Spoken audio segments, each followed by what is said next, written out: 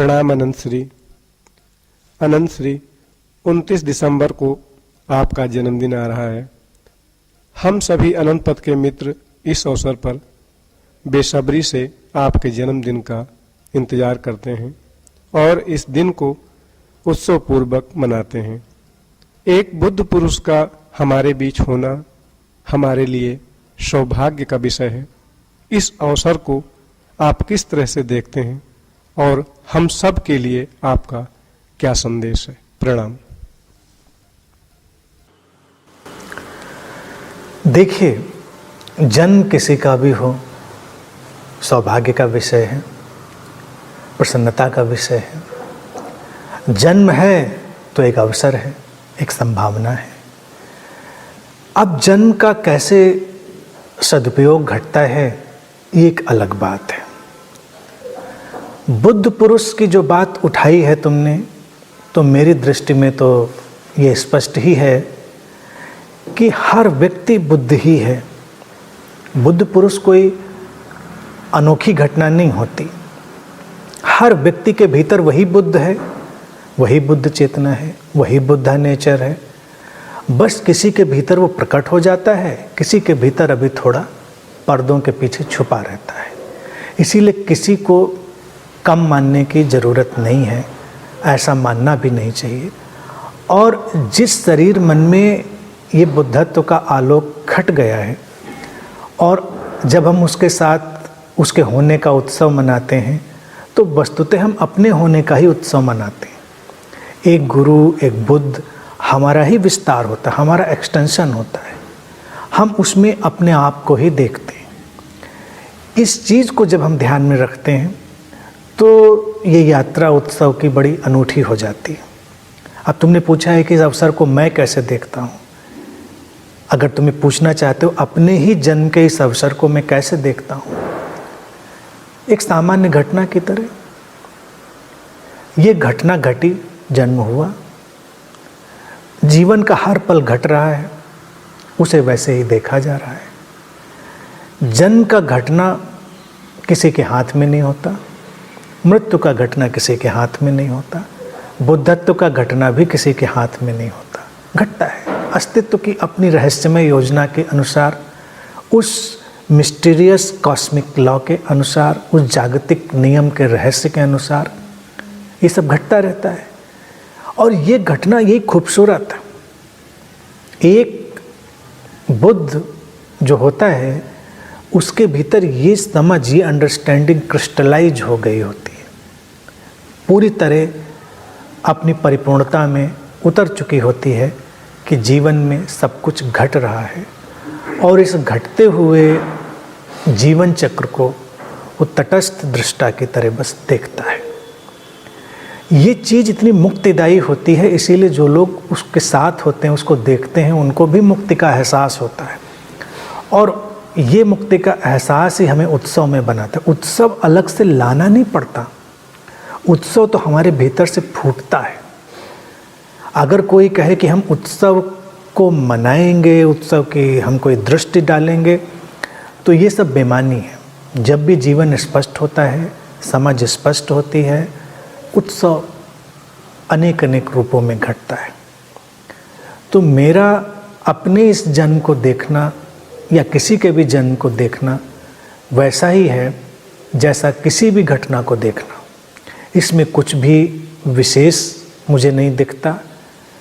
मुझे सब उतना ही साधारण सामान्य दिखता है, लेकिन साधारण और सामान्य के पीछे ही तो रहस्य छुपा होता है। साधारण और सामान्य के पीछे ही अस्तित्व का सबसे बड़ा चमत्कार छुपा होता है, क्योंकि साधारण और सामान्य ही सबसे बड़ा चमत्कार है। जहाँ व्यक्ति असाधारण होने की कोशिश में है, असामान्य होने की कोशिश में है, वहाँ पर बुद्ध जो है वो बिल्कुल साधारण और सामान्य रूप से घट गई घटना है।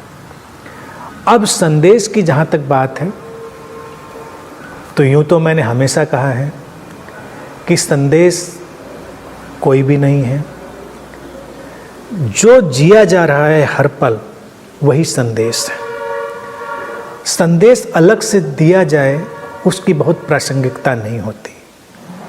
मैंने हमेशा ये बात भी कही है कि एक गुरु का जीवन ही उसका संदेश होता है। शब्दों में वो क्या कहता है वो बहुत कम बात होती, बहुत छोटी बात होती है, यानी कि उस संदेश का एक बहुत छोटा सा हिस्सा होता है, लेकिन जो वो अपने जीवन में जीता है, जो उसके माध्यम से जिया जाता है, उसके माध्यम से जो जीवन घटता है, वही वास्तविक संदेश है। तो जब भी ऐसी घटना घटे उसको देखें, उसको बहुत नज़दीक जाकर पूरी सचेतनता से अनुभव करें, और हम देखेंगे कि उसमें हमारे लिए तमाम संदेश छुपे हुए हैं। मेरे इस जीवन क्रम में मैंने देखा कि ये जो टीचिंग घटनी थी अकर्ता की, नॉन डूअर की, ये बचपन से ही पूरी तरह अपने एक अलग रूप में थी। ये अलग बात है, धीरे धीरे स्पष्टता आई, उसमें परिपूर्णता आई, उसमें और आलोक पैदा हुआ। लेकिन प्रारंभ से ही किसी तल पर ये समझ मुझे थी कि सब घट रहा है, हम करने वाले नहीं हैं, हम देख रहे हैं चीज़ों को, और उसमें जो हमारा रोल है, हमारा जो पार्ट है, उसको हम पूरी तरह पूरा कर रहे हैं। तो इस चीज़ ने काफ़ी हद तक एक दूरी बना दी थी, एक डिटैचमेंट पैदा कर दिया था। जैसे जीवन चल रहा है अपनी तरह और उसमें एक डिटैचमेंट है, परिस्थितियाँ घट रही थीं, सुख दुख के उतार चढ़ाव, कठिनाइयों के, अच्छाइयों के, वो सब जैसे सब लोगों के जीवन में चलता है वैसे मेरे साथ भी चल रहा था। लेकिन ये जो एक बात थी, इसने एक निश्चित किस्म का जो अलगाव पैदा किया था, एक दूरी पैदा की थी, डिटैचमेंट पैदा किया था, वो एक शांति में हमेशा बनाए रखता था। जब धीरे धीरे एक दिन अचानक ये समझ अपनी परिपूर्णता में पहुंची, जिसको मैं एनलाइटनमेंट कहता हूँ, जिसको मैं बुद्धत्व कहता हूँ, तो वो शांति भी अखंड हो गई, अनब्रोकन हो गई। जो लोग मेरे आसपास रहते हैं हमेशा और देखते रहते हैं, वो देखते हैं कि जीवन की कितनी गतिविधियाँ, कितनी गतिशीलता, कितना डायनामिक सारा नेचर यहाँ पे चलता रहता है, और इस बॉडी माइंड से, शरीर मन के माध्यम से बहुत कुछ घटता रहता है। लेकिन जब उसको कोई भी देखता है तो उसको दिखता है कि एक की पूरी तरह निर्लिप्त घटना है, जिसमें करने की कोई बात नहीं है। ये उत्सव मनाने की जो बात तुमने देखी, मैंने कभी नहीं चाहा कि उत्सव मनाया जाए। लोगों को भाव है, लोग उत्सव मनाते हैं, चलता है, लोग आते हैं। हमने हमेशा एक बात ये भी बहुत प्रेम पूर्वक और स्पष्टता से कही है कि हमारे यहाँ आमंत्रण किसी को नहीं है, लेकिन स्वागत सबका है। Nobody is invited but everybody is welcome. और ये ऐसे चल रहा है, जब से ये सत्संग का घटना शुरू हुआ, हमने सत्संग को नाम भी अनयूजुअल सत्संग दे दिया। पहले इसका नाम कुछ और दिया था, थोड़ा अलग हट के नाम। अब दिया क्या, नाम भी घटे, नाम भी घटे। तो कभी किसी को बुलाया नहीं गया, कभी किसी से नहीं कहा गया कि तुम आओ, और कभी किसी से नहीं कहा गया तुम जाओ। लोग अपने आप आते रहे, लोग अपने आप जाते रहे। कुछ ठहर गए, कुछ ठहरे हुए हैं, कुछ और आने की प्रक्रिया में हैं, और धीरे धीरे ये सब कारवां ऐसे ही चलता जा रहा है।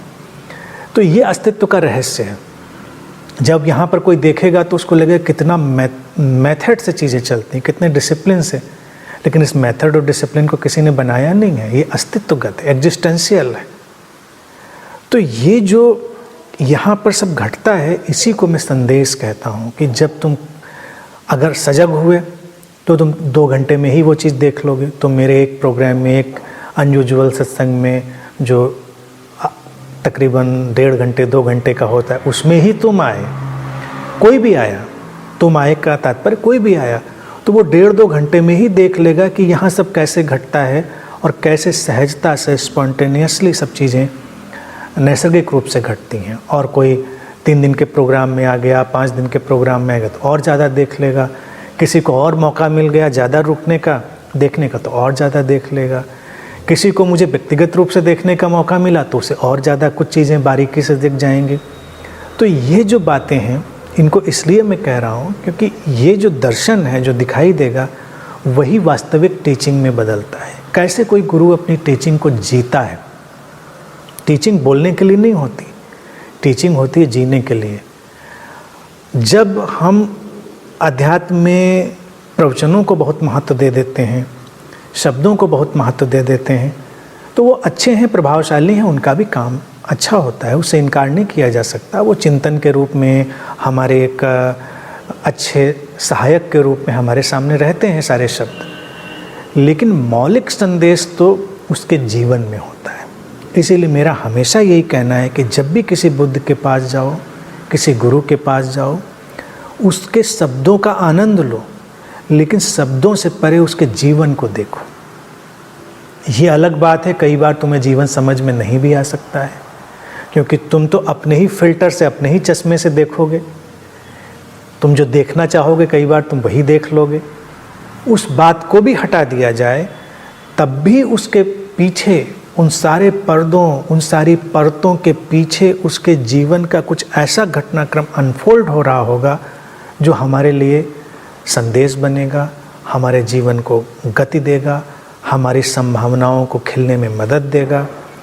तो मुझे बहुत प्रसन्नता है और मैं अपने को बहुत सौभाग्यशाली समझता हूँ कि मेरे होने से कई लोगों को ये रोशनी मिलती है, उनके जीवन में खिलावट आती है, और ये जो शांति है, उत्सव है, आनंद है, अकारण उनके जीवन में घटता है। वो किसी भी तरह के बंधन से, किसी भी तरह की बैसाखी से मुक्त हो पाते हैं।